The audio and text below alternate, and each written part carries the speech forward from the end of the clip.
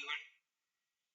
Warm good morning to all of you. In the last session again we were dealing with KS paper 1, and in this session we may be continuing and dealing with the last part of KS paper 1, that is precisely the continuation of our discussion on world history, on the cultural history of Kerala, and specifically Kerala history at large, especially from the 18th century. In the previous session, we were speaking about how to deal with world history, and we covered up to one specific area, and that was nothing other than precisely the decolonialization process and the beginning of independent kingdoms or independent countries in Africa as well as in Asia. Before coming to that area, you need to develop a general understanding about the history of Europe. Different authors have written about Europe. Authors like P.P. Mukherjee, even Shashi Tharoor, many others have written about the history of Europe and how Europe, which was one single country, in one way we can say that Europe itself was one single country, was divided into different provinces, was divided into different empires emerged in Europe, and within a short span of time, how Europe became an independent continent with a number of independent countries, independent powers on the basis of language. Here again, two important stories are very important for the candidates. One is the unification of Germany and the other is the unification of Italy.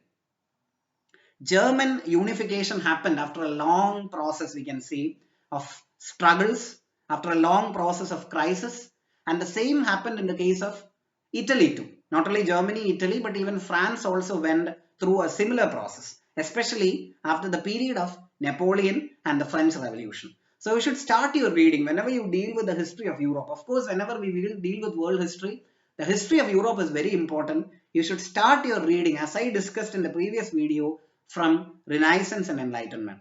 You need to understand what is Renaissance, what are the characteristics of Renaissance to be more precise, and once Renaissance is over, you need to establish a connection between Renaissance and Enlightenment as a process, and once this connection is established, how Enlightenment contributed to Renaissance and vice versa, definitely. Once this is over, how we discussed it in the previous session, capitalism emerged in Europe, the decline of feudalism, you need to understand how feudalism declined and how land was replaced by capital, and what are the characteristics of capitalism and how capitalism in turn led or contributed to the development of colonialism. Make it more precise, of colonialism in Europe, the beginning of colonial era in Europe. And once this colonial era began, again colonization happened as a process. We already dealt with that area, and now you know very well that Europe was a scramble.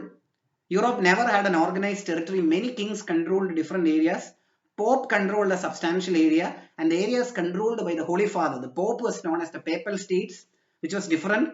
Pope controlled a sizable portion of Europe, almost 1/3 of Europe, and some part of Europe was controlled by the English Queen or King. A sizable area controlled by the German King or the German Chancellor. A sizable area again controlled by the French King. And there was no specific categorization or no specific delimitation of the boundaries of Europe. Again, an attempt was made for this process, and that began with the French Revolution. Here again, UPSC clearly stated about French Revolution as an area in syllabus, whereas Kerala PSC, when drafting KS syllabus, has not stated French Revolution to be an important area. That doesn't mean that we can ignore French Revolution, since it is a very important area all candidates must read. How French Revolution has happened, what are the characteristics or the factors responsible for the French Revolution, the course of French Revolution, who were the prominent leaders of French Revolution, and what happened immediately after French Revolution. You know very well that France expected a democracy to take over in France after the decline or after the end of the rule of the Louis XIV, Louis XV and Louis XVI, but that did not happen. There was a directorate rule in France, and after the directorate rule, there was again the coming back of Napoleon, the rule of Napoleon, the replacement of Napoleon, and again the rule of the Jacobins for some period of time, again the destruction of the Jacobin rule, the coming back of Napoleon, and finally the end of Napoleon. This is how the entire gamut of French history is arranged, and again it took another 100 years for France to march into what is known as democracy. Similar situation arose in Germany and Italy too. So these three countries are very important for us: France, Germany and Italy. You need to develop a clear understanding of the history of France, the history of Germany and the history of Italy so that you can grab a better understanding of Europe and how Europe was reunited. Europe was unified on a linguistic basis. Once this process was completed, Pope lost almost entire territory was under his control and his command area was reduced to what is known as Vatican currently, which later became an independent kingdom with a treaty that was signed in 1928 between the then Secretary of State was Cardinal and between a representative of Mussolini was the then ruler of Italy. That all we will deal with in later. But again, the German unification, the Italian unification and the French unification and the coming of democracy in France is very important. And once the rules or the ruling dynasty started weakening in Europe, a new process started taking over, and that is the democratization of Europe. Not only the democratization of Europe, but the secularization of Europe, from where the ideas of democracy, the idea of secularism, the idea of liberalism, and the ideas like liberty, equality, and fraternity reached almost all parts of the world, including India, through the process of colonialism. Again, that is also an important area. So as I stated before, once you cover these areas, I'm going to repeat the whole set of areas from the previous video itself. That is capitalism, colonialism, process of decolonialism or decolonization precisely, which happened in Asia and Africa. Then once this is over, you can directly move into the history of Europe that begins exactly from Enlightenment and Renaissance. Though it is not mentioned in the syllabus, you need to develop an understanding about those areas. Once Enlightenment and Renaissance is over, we can step directly into the very process of democratization of Europe, that is the French Revolution, then the Napoleon's rule, the Directorate rule, the coming back of Napoleon, the end of Napoleon's rule, the Jacobin rule, and ultimately the beginning of democracy in France. Moving on from France, you can directly move into the German unification. Okay, 2-3 important characters come here like Mazzini, Garibaldi, etc. in Italy, of course, also. Again, the Italian unification later, the red shirts and their contributions in Italy. And once Italian unification is over, that entire 90% area, we can say up to 80 to 90% area of world history is over. And now you can directly move into another major areas, especially the beginning of independence movements in different Afro-Asian countries, which set in the process of decolonialization or decolonization. I know very well that this is a broad area. I'm trying to make it concise and giving you the most important areas, of course. The coming of force of a democratization process all over the world, the liberation of all colonies of Africa and Asia, India being one of the first among them, and South Africa being one of the last among them under the leadership of Nelson Mandela, India, of course, under the leadership of Mahatma Gandhi. And finally, we can say that as per the syllabus, if we go by the syllabus, the initiation of globalization as a process. Again, what is globalization? You know very well that after independence again, India started moving into a post-independent era. The world moved into an era of Cold War. Many of my candidates used to ask me a question regarding the nature of Cold War. Again, once the Second World War was over, again, when I mention Second World War, of course, you need to develop a general understanding about the First World War, the causes, the factors, and the results of the First World War that lasted from 1914 to 1919 precisely. Many powers, the entire European history was what we can say was rearranged, relocated, and even it contributed. As First World War was not a proper settlement, it contributed to the beginning of fascism in Europe, the emergence of Mussolini and Hitler as prominent leaders in Germany and Italy. We already spoke about the reunification of Germany and Italy, the emergence of fascist powers and the growth of fascism in both these countries. Again, Hitler formed the Nazi party. The Fasci party under both were fascist movements under the leadership of Mussolini, and finally the march of the world to the Second World War that lasted from 1939 to 1945. Again, Second World War is also important for India because of course the Indian independence movement got a fillip. It got accelerated due to the Second World War. Whatever happenings in India, especially INA under the leadership of Netaji Subhash Chandra Bose, that again can be dealt later. We already dealt with that area. We mentioned about that area in the previous session. Those things. And once the World War was over, naturally, Britain's power got weakened like anything and USA emerged as a dominant force. And once USA emerged as a dominant force, there begins the Cold War.